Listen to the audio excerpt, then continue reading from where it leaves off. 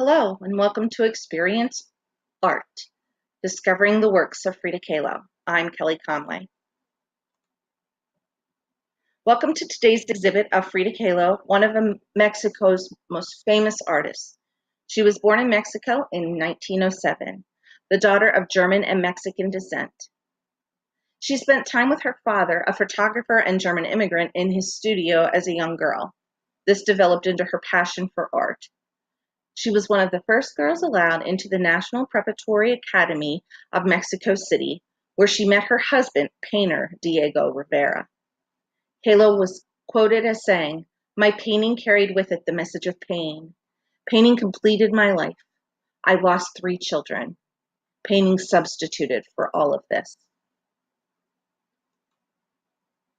I thought it would be helpful to provide you with a handout that explains some of the basics of art terminology. As we study her paintings, please keep these in mind. Composition refers to the artist's use of colors, lighting, shapes, and is also known as elements.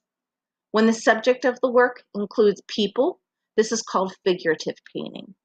Take note where they are located in the painting, how they interact, and where they're focused. Expressive content refers to emotion. Ask yourself, what is the artist trying to convey? How does the artwork make you feel? Medium refers to the supplies an artist uses to create their piece, such as watercolor, oil paint, canvas, wood, glass. All 3 of the works that we will be viewing today were done in oil paint on masonite. Style refers to the look or appearance of the artwork itself and is often related to a specific time in history or an era. The 3 types of style would be realism, art depicting reality with all of its beauty and flaws. Looks like a photo-like quality. Naturalism, art depicting nature. Or surrealism, art that depicts creation of unrealistic or exaggerated images. It has a dreamy or fantasy-like feeling to it. And the last term we need to consider today is subject matter. And this refers to what the art is showing us in terms of person, place, thing, or event. And with that, let's explore Kahlo's work, turning pain into beauty through outward expression. Art is an expression of the artist's heart, but also leaves room for viewer interpretation. Let's try an experiment. When you look at each work of art, quickly jot down your thoughts. Nothing formal, there are no wrong answers. Okay, now I will give you some history of the artist herself. Then we will view each work and see if our interpretations are affected by knowing her life story. Knowing the artist's history can help you better identify the art terms and will help you to relate to the artist and their work with fresh eyes. Frida was plagued as a young child with polio. She was gravely injured in an accident. Due to her injury and her illness, she suffered the amputation of a leg. She had to deal with her mother's disapproval of her marriage to a man nearly twice her age. She suffered multiple miscarriages, spent much of her life isolated and alone due to her illness, had a turbulent marriage relationship resulting in divorce and later remarriage, and at a young age of only 47 in 1954, her body gave out and she succumbed to a lifelong illness and passed. And yet, through all the trials, she was able to create 143 works of art, 55 of which are self-portraits. And today, I have the pleasure of introducing you to 3 of those works. Shall we begin? Our first piece is Self-Portrait with a Monkey, created in 1938. The composition is simple, neutral tones. Considering positioning, why is the small monkey behind her rather than in her arms? Is this to suggest that she has a monkey on her back, literally and figuratively? Or maybe that pain prevents her from loving, nurturing, and holding the animal? A deep disconnect? Both subjects' eyes are dark, empty, and turned slightly off-center. Brows are tensed, lips are pursed, suggesting deep thought. The painting was done years after she suffered from miscarriage. Does the dead vine around her neck symbolize a severed umbilical cord, a broken connection, death choking her emotions? The expressive content relays reflection, longing, sadness, and numbness. What is it saying to you? The realism style of this painting depicts the raw, confusing emotions of the artist and the confusion, lost feelings of the monkey. The subject matter, the artist herself as a person, and her emotional turmoil of life, loss, and shattered dreams at the mere age of 25. If you could now turn your attention to our next work of art.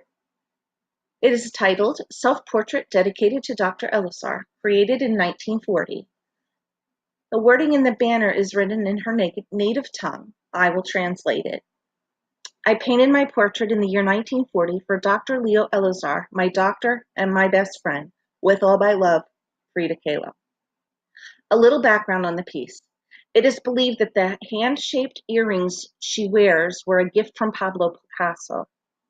In Mexico tradition, the small ivory pieces are carved into the shapes of different parts of the body and are worn or placed on the altar as prayer for healing. The previous year, 1939, Frida had developed an infection in her right hand. Dr. Elazar was credited with curing the illness. The use of jewelry and the gloved hand holding the banner instead of her actual hands is an interesting way to tie the illness to the gift. Viewers not familiar with Mexican culture would miss the sincerity of her appreciation and the true subject matter. Her brightly live floral crown stands out boldly in contrast to the dull neutral colors surrounding her. Her cloak blends in with the neutrality of the foliage. The hint of gray in her hair possibly symbolizing the struggles wearing on her youth. The composition of this work reveals storm clouds are behind her, and yet her offset eyes express awareness of their constant threat. Her surreal style, Necklace of Thorns, offers a look into the pain and suffering, and a possible reference to her faith and religious background.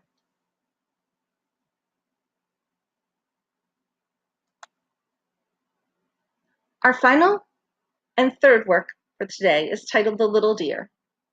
It was created in 1946. Let's consider your initial thoughts.